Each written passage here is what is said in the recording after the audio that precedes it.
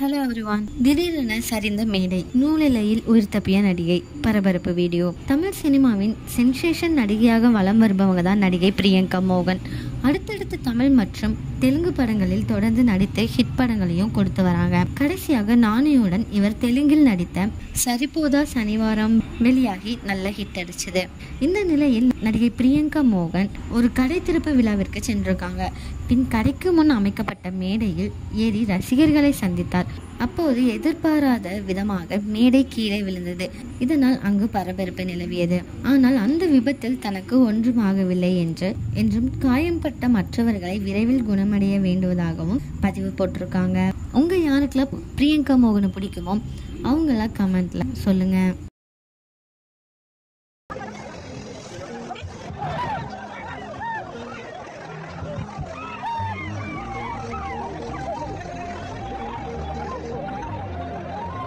இதே மாதிரி latest cinema news அப்டேட்க்கு இந்த சேனலை சப்ஸ்கிரைப் பண்ணிக்கோங்க.